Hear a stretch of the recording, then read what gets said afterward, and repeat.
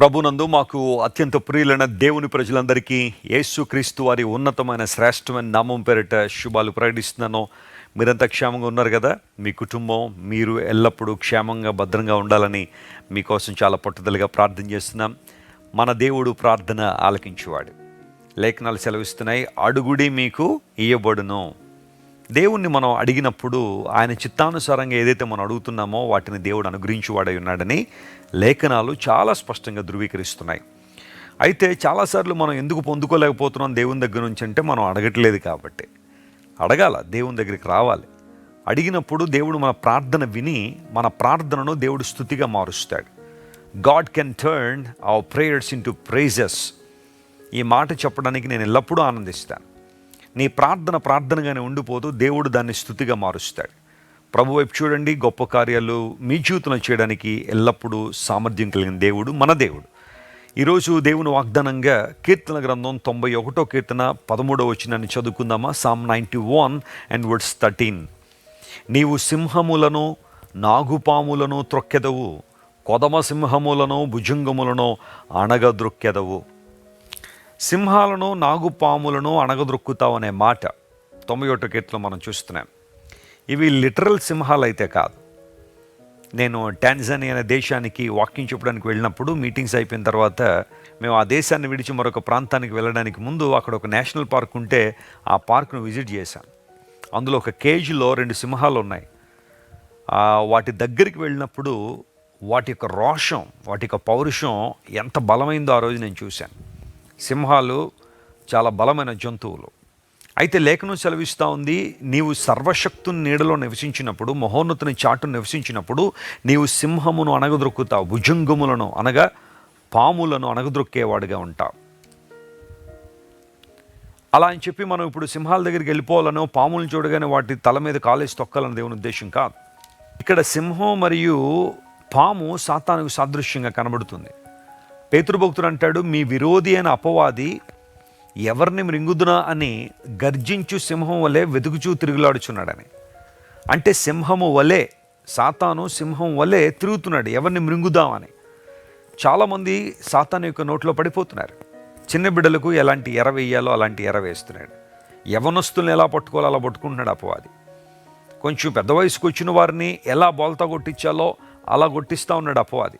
ఏంటంటే అపవాది యొక్క ఆలోచనలు ఎప్పుడూ కూడా నేను దేవుని దూరం చేయాలనే, నీలో అవిశ్వాసాన్ని నాటి, సందేహాలను నాటి, వాక్యమును నేను వేరు చేయాలనే, సత్యమును దూరం చేయాలనే అపవాది యొక్క ఆలోచన. సర్పము ఏ విధంగా అయితే హవ్వను మోసగించిందో, మోసగించడం అనేది అపవాది యొక్క ఆలోచన, అపవాది యొక్క ఉద్దేశం. ఇది నిజమా అని ఒక్క ప్రశ్న వేయగానే హవ్వ జీవితం అంతా కూడా తలక్రిందులైపోయింది. ఆదాము కూడా హవ్వను ఫాలో అవ్వాల్సిన పరిస్థితి. ప్రియులారా గమనించండి, దేవుడు చెప్పిన మాటను ధిక్కరించి, దేవుని చెప్పిన మాటను వక్రీకరించి అపవాది మాట్లాడాడు. ఈ పండు తిను దినమున మీరు నిజంగా దేవుళ్ళగా అయిపోతారని. తెలుగు బైబిల్లో దేవతలు అనే మాట ఉంది, కానీ ఇంగ్లీష్ బైబిల్లో గాడ్ అనే మాట. దేవుళ్ళగా అయిపోతారు మీరు. దేవుని అవసరం మీకేంటి? మీరే దేవుళ్ళు. మీరే మీ భవిష్యత్తును శాసించుకోవచ్చు. మీరే మీకు ఏది కావాలంటే అది తెచ్చుకోవచ్చు. దేవుని అవసరం మీకు లేదు. ఈ రోజుల్లో చాలామంది అలాంటి అనుభవాల్లో బ్రతకట్లేదా? అలాంటి ఆలోచనలో బ్రతకట్లేదా? మాకు ఎందుకండి దేవుడు? మాకేం అవసరం అండి దేవుని దగ్గర రావడానికి? మాకు డబ్బు లేదని రమ్మంటారా? లేదా మాకు జాబ్ లేదని రమ్మంటారా? మాకు ఆస్తులు లేవని రమ్మంటారా? మాకు జ్ఞానం లేదని రమ్మంటారా దేవుని దగ్గరికి? Why we need to come to God? చాలామంది అడుగుతున్న ప్రశ్న ఇదే. సెల్ఫ్ డిపెండెన్సీ అనేది చాలా చోట్ల పెరిగిపోతున్నప్పుడు బైబిల్ ఎప్పుడు కూడా మనం దేవుని మీద ఆధారపడే వారంగా ఉండాలని బైబిల్ సెలవిచ్చింది. దేవుని మీద ఆధారపడే జనాంగంగా మనం ఉండాలని దేవుడు కోరుతున్నాడు. సింహం అనగా అపవాది ఎవరిని మృంగుదునా అని తిరుగులాడుచున్నాడు. పాము అనగా లేదా సర్పము అనగా అపవాది మోసం చేసే పరిస్థితి కనబడుతోంది ప్రపంచంలో.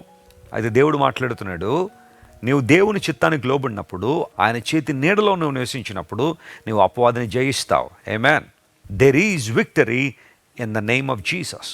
యేసు క్రీస్తు ప్రభు నామాన్ని ఆశ్రయించినప్పుడు దేవుడు మనకు జై జీవితాన్ని ఇస్తాడు. మీలో చాలామంది జై జీవితాన్ని పొందువారుగా ఉండాలని దేవునికి ఆలోచన. నువ్వు ఓడిపోయేవాడిగా ఉండాలనో, అపవాది చేతిలో కీలుబొమ్మగా మారిపోవాలనో, అపవాది చేతిలో అణగదొక్కబడాలని దేవుడు ఆశించట్లేదు. యేసు ప్రభు శిలువలో నీ కోసం మరణించడం వలన, ఆయన తన ప్రాణాన్ని నీ కోసం అర్పించడం వలన, తన రక్తాన్ని నీ కోసం ధారధారలుగా కార్చడం వలన నీకు విజయాన్ని ఇవ్వాలని దేవుడు కోరుతున్నాడు. God wants you to celebrate victory and victorious life. ఇంకెంతకాలం పతనావస్థలో ఉంటావు, ఇంకెంతకాలం ఓడిపోయిన స్థితిలో ఉంటావు, ఇంకెంతకాలం అపవాచేత మృంగివేయబడిన పరిస్థితిలో ఉంటావు, మోసగించబడిన పరిస్థితిలో ఉంటావు. రా, ఈ రోజున ప్రభు నిన్ను పిలుస్తున్నాడు. తన చేతులు చాపి నిన్ను లేవనెత్తి బలపరిచి నువ్వు జయించేవాడుగా ఉండని దేవునికి ఆలోచన. అపోస్తలుడైన పౌలు రోమా సంఘానికి రాస్తూ అంటాడు ఇదే. 16:20 మనం చదివితే, సమాధానకర్తయగు దేవుడు సాతానును మీ కాళ్ళ క్రింద శీఘ్రముగా చితక త్రొక్కించును. ఎవరో కాళ్ళ క్రింద కాదు, మీ కాళ్ళ క్రిందే నువ్వే సాతానును అణగద్రొక్కేవాడుగా ఉండాలని దేవునికి ఆలోచన. ఒకళ్ళు ఎంతవరకు నువ్వు అణగద్రొక్కబడిన వ్యక్తిగా ఉన్నావేమో, ఒకళ్ళు ఎంతవరకు నలిగిపోయిన వ్యక్తిగా ఉన్నావేమో, దేవుడు మాట్లాడుతున్నాడు, లే, పరిశుద్ధాత్మ దేవునికి శక్తి, ఆయన బలము నీకు అనుగ్రహించబడినప్పుడు నీవు జయించే వ్యక్తిగా ఉండాలనే ప్రభు యొక్క ఆలోచన. ఈ వాగ్దానాన్ని రోజంతా క్లెయిమ్ చేసి ప్రభువును స్తుతించండి, ప్రభువును గణపరచండి. ఖచ్చితంగా మీ జీవితాల్లో గొప్ప కార్యాలు జరుగుతాయి. మా ప్రేమగల తండ్రి, గొప్ప దేవ, మేము సింహములను నాగుపాములను అణగద్రొక్కే అధికారాన్ని మీరు మాకు ఇచ్చే దేవుడు కనుక నీకు స్తోత్రాలు. అపవాది మమ్మల్ని ఎన్నో రీతులుగా మోసగించాలని, నిన్ను దూరం చేయాలని ప్రయత్నం చేస్తున్నప్పుడు నీ శక్తి, నీ బలం మాకు అనుగ్రహించబడడం వలన ప్రభువా, మేము ఎల్లప్పుడూ కూడా విజయ వీరులుగా ఉండాలని మీరు ఆశిస్తున్నారు. అందుని బట్టి నీకు వందనాలు. ఈరోజు మా ప్రియులందరూ కూడా ఎంతమంది అయితే ఇంకా అణగద్రొక్కబడుతున్న పరిస్థితులు ఉన్నారో వారు లేవనెత్తి మహిమతో నింపండి. విజయముతో మేమందరం నింపబడడానికి నీవే కృప చూపించండి. ప్రభువా, స్వస్థత లేని వారికి స్వస్థత, విడుదల లేని వారికి విడుదల దయచేయండి. ఈ రోజంతట్లో నీ కృపను మా ప్రియుల పట్ల విస్తరింపు చేయండి. యేసుక్రీస్తు నామం పేరిట అడిగి వేడుకొంచున్నాం తండ్రి. Amen, amen. God bless you, dear friends. Have a wonderful and beautiful day. మీరు ఇంతవరకు విన్న దైవ సందేశం మరియు దేవుని సేవకులు చేసిన ప్రార్థన మీకు ఆశీర్వాదకరముగా ఉన్నదని విశ్వసించుచున్నాము. ఈ సందేశాన్ని మీ స్నేహితులకు, బంధువులకు షేర్ చేయండి. మీకు ఏదైనా ప్రార్థన అవసరత ఉన్నచో మా ఫోన్ నంబర్లకు కాల్ చేయండి. దేవుడు మిమ్మల్ని ప్రేరేపిస్తే విశ్వాసంతో సాగుచున్న ఈ పరిచర్యను ప్రోత్సహించండి. మరిన్ని వర్తమానాలు, పాటలు వినుటకు జాన్ వెస్లీ మినిస్ట్రీస్ అను మా యూట్యూబ్ ఛానల్ను సబ్స్క్రైబ్ చేసుకొనండి.